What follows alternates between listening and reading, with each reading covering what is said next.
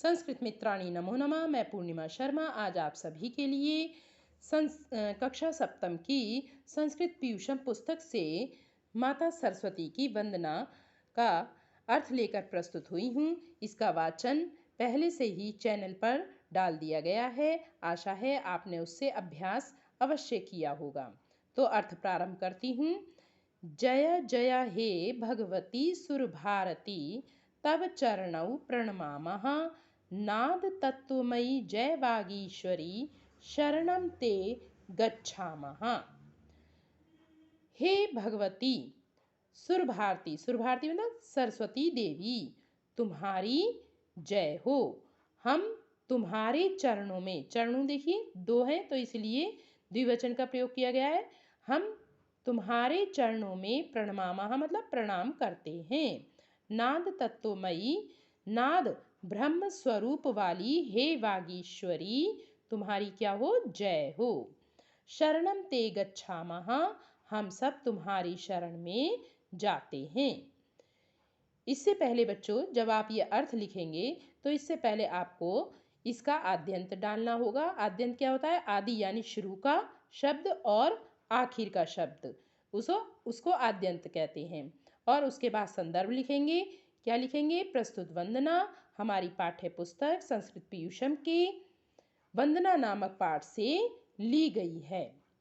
फिर उसके बाद में ये आप इसका अर्थ लिखेंगे। दूसरा है त्वमसि शरण्या त्रिभुवन धन्या सुरमुनि वंदित चरणा नवरस मधुरा कविता मुखरा स्मित रुचि रुचि राभरणा जय जय हे भगवती सुरभारती तव चरणौ प्रणमामः।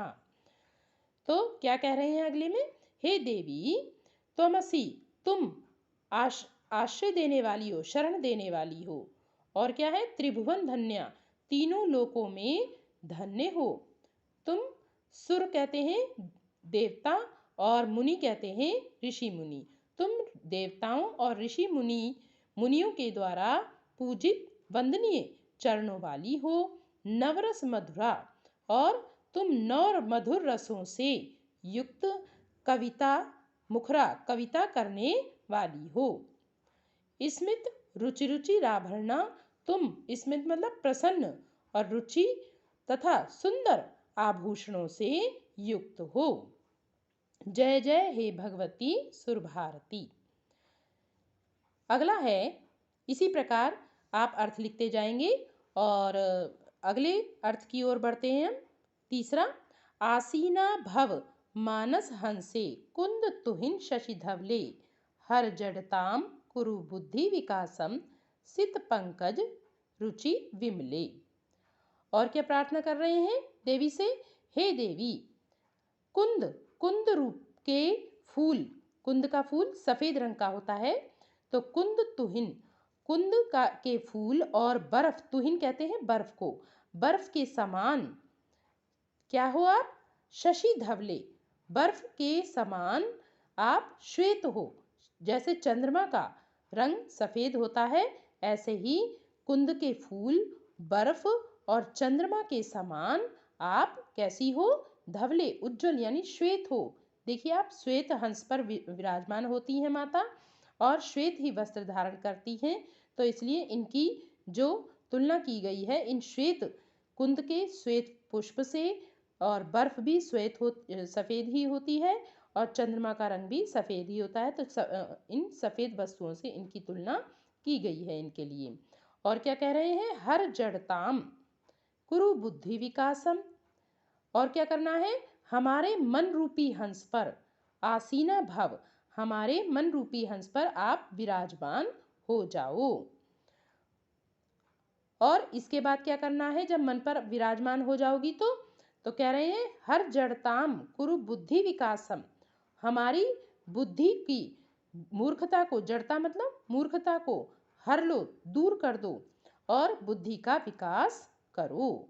सित पंकज रुचि रुचि विमले, और सित पंकज यानी कि जो सफेद कमल है, कमल देखिए सफेद रंग का भी होता है, तो सफेद कमल के समान आभा वाली यानी कांति वाली हे देवी से प्रार्थना कर रहे हैं कि कैसी हैं? सफेद कमल के समान कांति वाली हे देवी, क्या करना है देवी को? हमारी बुद्धि की जो जड़ता मूर्खता है उसे आपको दूर करना है और हमारी बुद्धि का विकास करें। ऐसी देवी से प्रार्थना कर रहे हैं। अगला है ललित कलामयी ज्ञान विभामयी वीणा पुस्तक धारिणी मतिस्ताम नो तव पद कमले ऐकुंठा विषहारिणी। जय जय हे भगवती सुरभारती तव चरणौ प्रणमामः। हे वीणा और पुस्तक को धारण करने वाली, ये संबोधन है।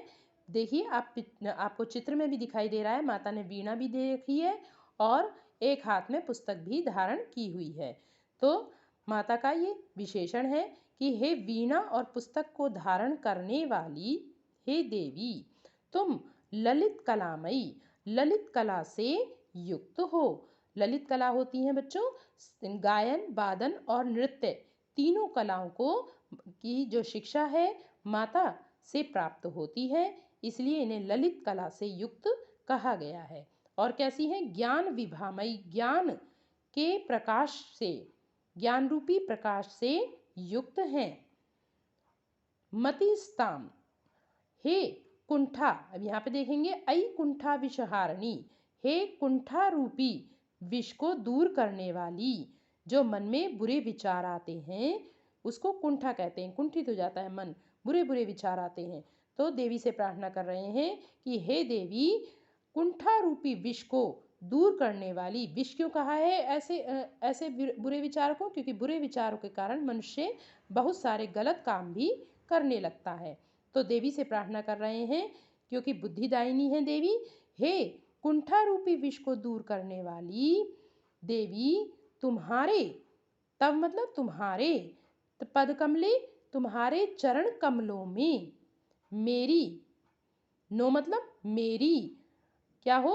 मति स्थाम, मेरी बुद्धि रहे। मति कहते हैं बुद्धि को। तुम्हारे चरण कमलों में मेरी बुद्धि रहे, अर्थात तुम्हारे चरण कमलों में मुझे स्थान प्राप्त हो, जिससे कि माता के चरणों में स्थान प्राप्त होने से हमारी बुद्धि गलत निर्णय नहीं लेगी। हे भगवती सरस्वती देवी, तुम्हारी जय हो। हम सब तुम्हारे चरणों में प्रणाम करते हैं। आज ये आपको जो वंदना का अर्थ बताया गया है, आशा है आपको अच्छे से समझ में आ गया होगा।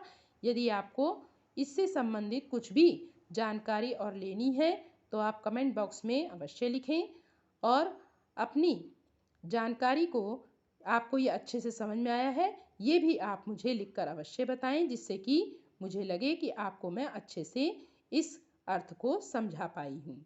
आज के लिए इतना ही। अगली वीडियो में हम मिलेंगे अगले पाठ के साथ। धन्यवाद।